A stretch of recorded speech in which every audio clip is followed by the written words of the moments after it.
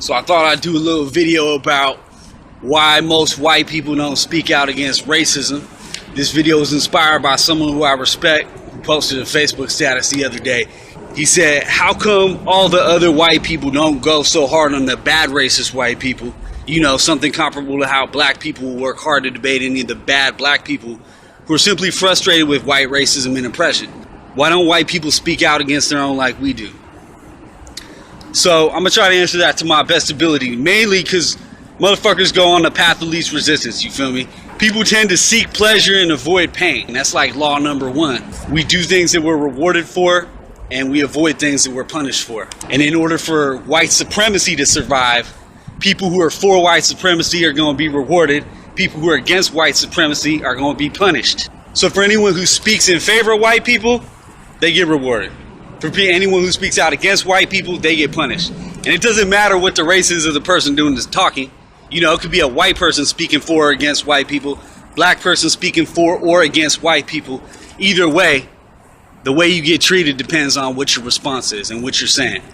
Basic math. Take, for example, a black person who speaks out against black people. You know, this goes way back to slavery, those who lived in the house versus those who lived the field, whatnot.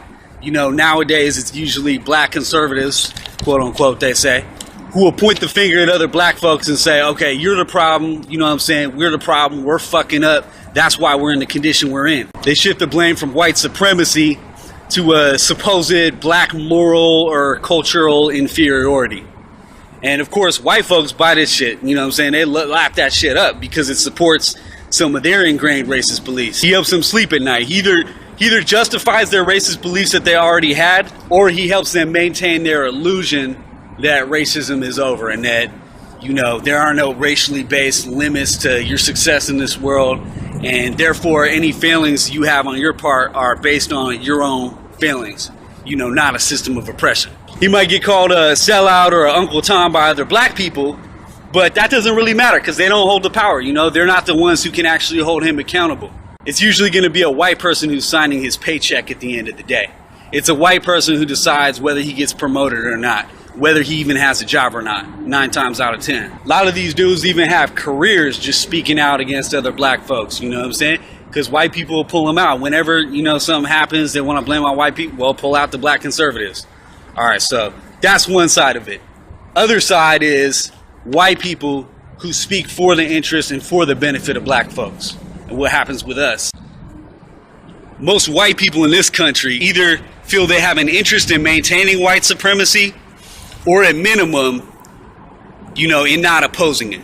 Because when white people do take a stand, we get ostracized for it. And if you haven't seen that happen, it's probably just because white folks who speak out in the interest of black people rarely make it on TV. We don't get called in for the interviews. You know, sure, you got some white folks who will proclaim colorblind beliefs.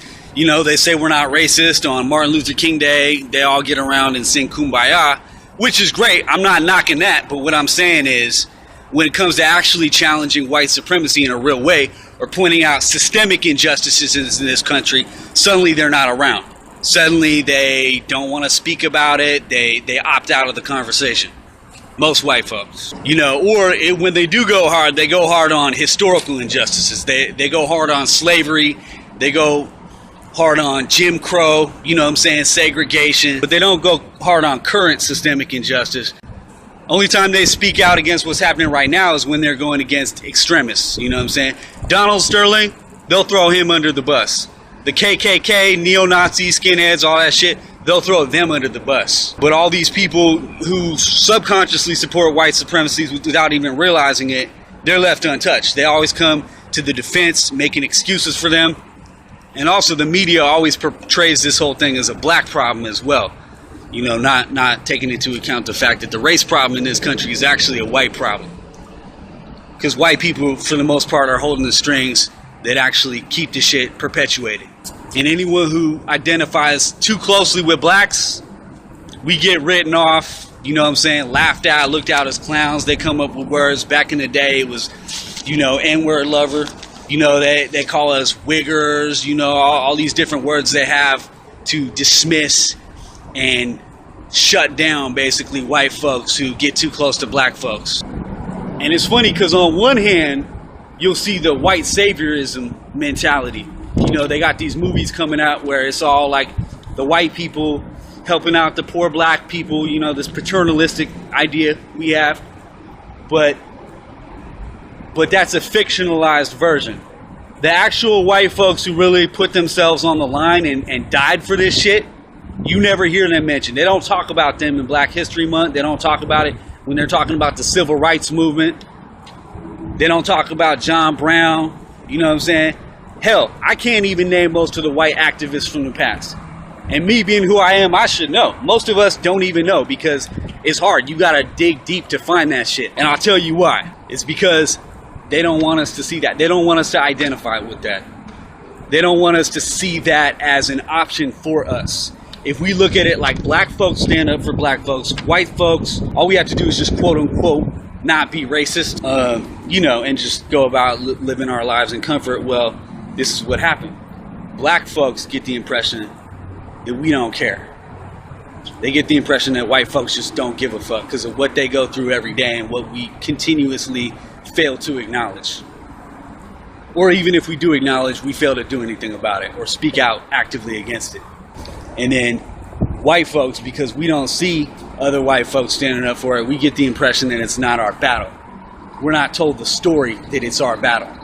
You know, and the cycle just keeps continuing on and on. Hell, I've even got people close to me, people who I know are not racist in their heart, who preach humanitarian values, all this shit. They've told me this is not my battle. Why are you fighting this?